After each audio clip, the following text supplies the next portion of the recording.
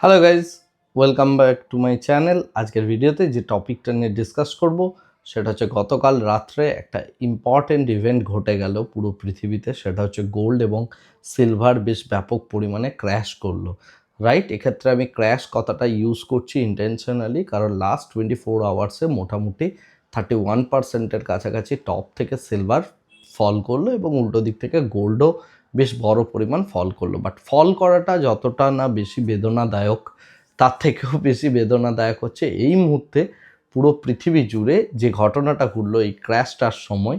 সেই সময়ে ফ্রেশভাবে কেউ পজিশন অ্যাড করতে পারছিল না, শর্ট পজিশন, বা তার যে পুরনো পজিশন আছে সেই সমস্ত পজিশনগুলো ডেরিভেটিভে কেউ কাটও করতে পারছিল না।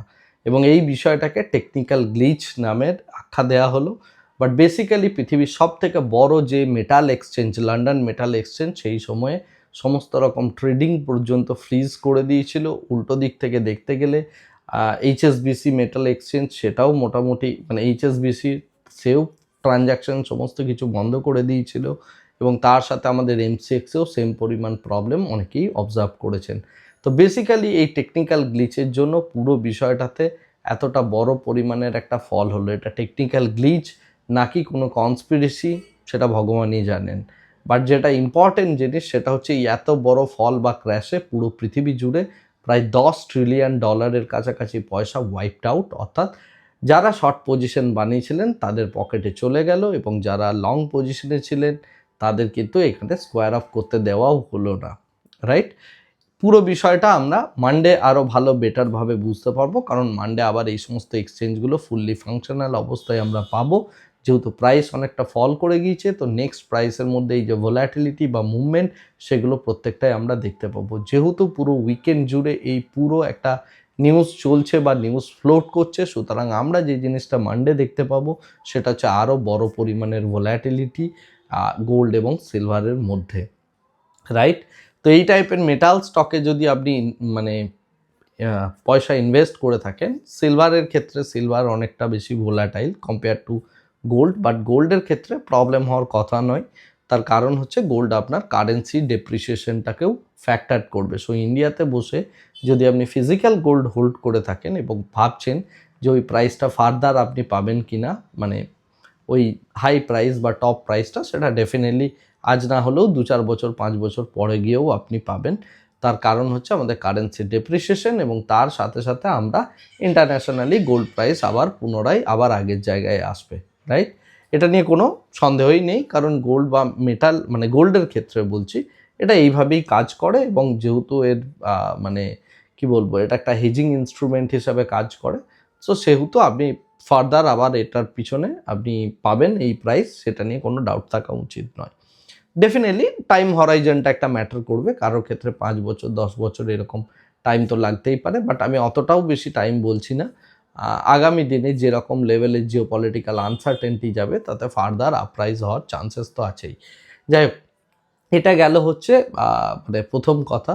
এবং এক্ষেত্রে যেটা আরও ইম্পর্টেন্ট, যে ফ্রেশ পজিশন আপনি অ্যাড করবেন কি না, কারণ প্রাইস যদি ফল করে যায়, অনেকেই আমরা আগের প্রাইস দেখেছি, ডেফিনেটলি একটু রয়েস হয়ে থেকে অল্প অল্প করে কোয়ান্টিটি আপনি অ্যাড করতেই পারেন এসআইপি মোডে, রাইট?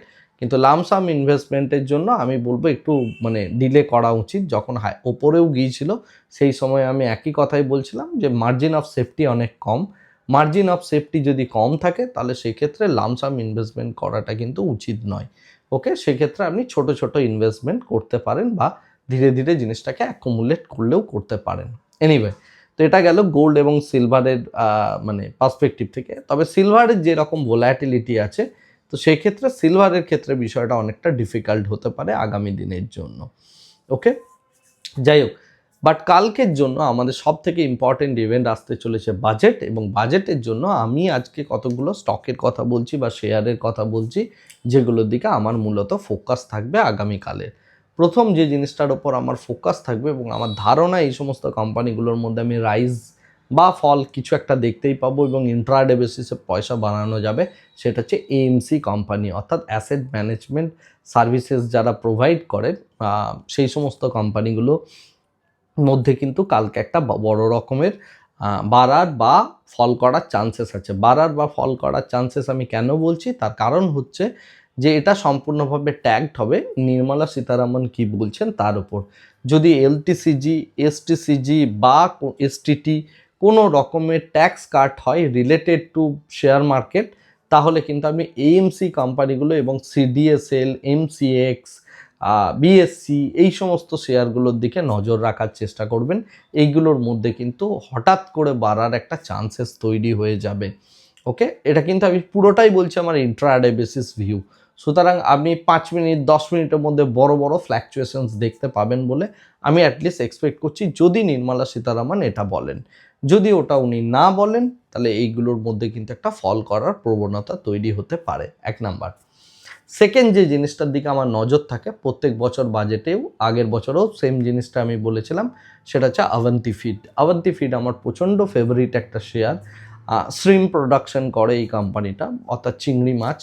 তো যখনই ফিশারিজের কথা ওঠে তখনই আভান্তি ফিডসের মধ্যে আমরা কিন্তু 1 মিনিট 1.5 মিনিটের মধ্যে বড় স্পাইক পেয়ে যাই। ওকে, অর্থাৎ দীর্ঘক্ষণ থাকার হয়তো গেমটা হবে না, আপনি হয়তো 1 মিনিট বা 2 মিনিটের মধ্যে বড় ফ্ল্যাকচুয়েশনস পাবেন প্রাইসের মধ্যে।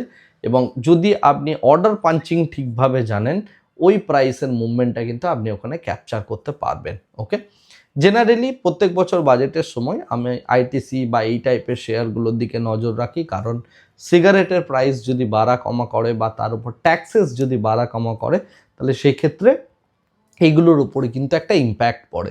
কিন্তু এই বছর যেহেতু সিগারেটের প্রাইস হাইক অলরেডি হয়ে গিয়েছে, সুতরাং এই সমস্ত শেয়ারগুলোকে আপাতত বাদ দেওয়া থেকে দূরে রাখা উচিত। সেকেন্ড বিষয় হচ্ছে, যদি আমরা দেখতে পাই যে ট্যাক্স রিলেটেড বড় কাট করা হচ্ছে মধ্যবিত্তের জন্য, অর্থাৎ আমাদের যে মানে ট্যাক্সের যে স্ল্যাবটা আছে সেই স্ল্যাবটাকে যদি বাড়াচ্ছে, এরকম যদি বিষয় দেখতে পাই, তাহলে আমরা কিন্তু কনজিউমার ডিউরেবল সেক্টর এবং কনজামশন ওরিয়েন্টেড যে সমস্ত শেয়ারগুলো আছে সেগুলোর মধ্যে বৃদ্ধি দেখতে পাবো। এছাড়া পুরো বিষয়টাই নির্ভর করছে যে পুরো বাজেটটা কিভাবে ফর্মুলেশন হচ্ছে তার উপর। মেইনলি হচ্ছে যদি এখানে ডিফেন্স এবং রেলওয়েজের মধ্যে ফ্রেশভাবে গভর্নমেন্ট আরও বেশি পরিমাণে টাকা ইনভেস্টমেন্টের কথা বলেন, তাহলে এই সমস্ত শেয়ারগুলোর মধ্যেও আমরা একটা বুলিশনেস দেখতে পেতে পারি। সেটা কিন্তু খুবই সাময়িক হতে চলেছে। ওকে, বা তাৎক্ষণিক একটা মোমেন্টাম দেখতে পাচ্ছি। বাজেটের দিনের পুরো গেমটাই হচ্ছে তাৎক্ষণিক ভোলাটাইল এবং একটা জগা খিচুড়ি মার্কার ট্রেডিং সিস্টেম। এটা লং টার্ম পোর্টফোলিও বিল্ডিং বা সুইং ট্রেডিং এই সমস্ত প্লেয়ারদের জন্য একদমই এই দিনটা নয়। সুতরাং আপনি যদি সুইং ট্রেডার বা কোনো লং টার্ম প্লেয়ার হয়ে থাকেন, তাহলে বাজেটের দিনটা আমার মনে হয় মার্কেটের বাইরে থেকে আপনার বাজেটটাকে দেখা উচিত এবং লং টার্ম পার্সপেক্টিভ থেকে অ্যানালিসিস করা উচিত। বাট যদি আপনি ইন্ট্রাডে প্লেয়ার হয়ে থাকেন বা ভোলাটিলিটি আপনার খুব পছন্দের জায়গা হয়ে থাকে, তাহলে সেক্ষেত্রে কিন্তু আপনি বাজেটের দিনটাকে ভালো একটা আর্নিংয়ের দিন হিসাবে নিতে পারেন। এবং মোস্ট অফ দ্য টাইম যদি আপনি বাজেটের স্ট্র্যাটেজিগুলো যেগুলো বললাম এগুলো যদি অ্যাপ্লাই করার চেষ্টা করেন, বা এর আগে অপশনের ক্ষেত্রে বা ফিউচার অপশনের ক্ষেত্রে আপনি যদি ডেল্টা নিউট্রাল স্ট্র্যাটেজি করতে থাকেন বা ভোলাটিলিটি ক্র্যাশ যদি আপনি প্লে করতে পারেন, এই সমস্ত বিষয়গুলো মানে অর্থাৎ নির্মলা সীতারামনের ভাষণ শেষ হয়ে যাওয়ার পর যে ভোলাটিলিটি ক্র্যাশটা হয় সেটাকেও যদি আপনি মানে এনক্যাশ করতে পারেন, তাহলে সেক্ষেত্রে কিন্তু এই সমস্ত জায়গাগুলো থেকে ইজি পয়সা আসার চান্সেস থাকে। তো সুতরাং আপনি সেইভাবে পুরো গেমটাকে প্লে করার চেষ্টা করুন। সম্ভবত সকাল 10টা থেকে 11:30 এই 1.5 ঘন্টা সময়ের মধ্যে আমাদের বাজেট আসবে এবং সেই সময়ের মধ্যে বেশ ভালো রকমের ভোলাটিলিটি থাকবে। 11:30-এর পর থেকে ভোলাটিলিটি ক্র্যাশ শুরু হবে বা বাজেটে কি বলেছেন তার উপর ফ্রেশভাবে গেম স্টার্ট হবে। যেহেতু কালকে ইন্টারন্যাশনাল মার্কেট খোলা থাকছে না, তো পুরো দিনটাই কিন্তু ইন্ডিয়ান পার্সপেক্টিভ থেকে হওয়ার একটা বড় প্রবাবিলিটি রয়েছে। তার সাথে যে জিনিসটা ইম্পর্টেন্ট সেটা হচ্ছে কালকের দিনটা কিন্তু পুরোপুরিভাবে মানে আমাদের ইন্ডিয়ান মার্কেটটাকে ফ্যাক্টর করেই হবে। সুতরাং যা কিছু গেম আপনি প্লে করার চেষ্টা করবেন সেটা কিন্তু ইন্ট্রাডে বেসিস ক্লোজ করে দেওয়ার চেষ্টা করবেন। ওকে, সেকেন্ড হাফ প্লেয়িং সম্পূর্ণভাবে বাজেটের পরে শুরু হবে, দুপুর 12টার পর থেকে পুরো বাজেটটা এসে যাওয়ার পর। তো এই হচ্ছে টোটাল বাজেট স্পেসিফিক। আমরা অ্যাকচুয়ালি আগামীকাল কী কী জিনিসগুলো করতে পারি তার একটা ধ্যান ধারণা দেওয়ার চেষ্টা করলাম। আজকের এই ভিডিওটাকে আর এর থেকে বেশি দীর্ঘায়িত করছি না, ভিডিওটাকে এই জায়গাতেই স্টপ করছি। Thank you very much, bye bye, tata.